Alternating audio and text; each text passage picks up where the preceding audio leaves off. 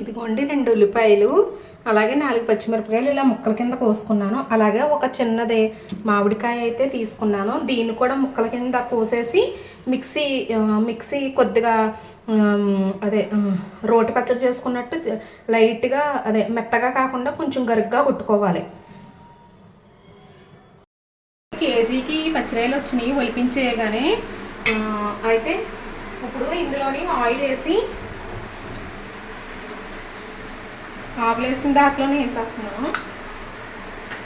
మామిడికాయని పచ్చిరాయలు curry చేస్తున్నానండి. అందుకే ఇదిగో అది మామిడికాయ, ఒక చిన్న మామిడికాయ, చిన్న 2 ఉల్లిపాయలు, 5 పచ్చిమిరపకాయలు వేసాను ముందుగా.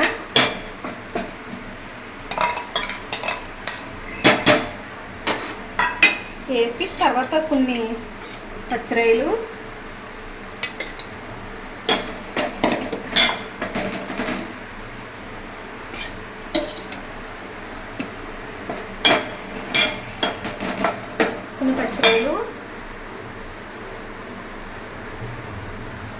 కొంచెం పసుపు,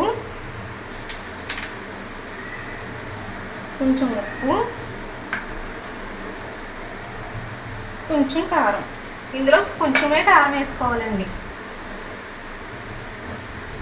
అలాగే కొన్ని వాటర్. ఒక 15 మినిట్స్లో కూర అయితే ఉడికిపోద్దండి. ఎందుకంటే పచ్చిరాయలు ఆగలేసాం కదా. మామిడికాయ పచ్చిరాయలు కర్రీ అండి ఇది. కదండి ఒక 10 నిమిషాలు ఉడికిన తర్వాత ఉప్పు కారాలు చూసుకోవాలి. లో ఫ్లేమ్లో పెట్టుకోవాలి. ఒక్క 15 నిమిషాల్లో ఉడికిపోద్దండి, ఆగలేసినాయి కదా. అన్నీ పచ్చిరాయలు మామిడికాయ అయితే అయిపోయింది. తీసేసుకుందాం కూర ఇంకా.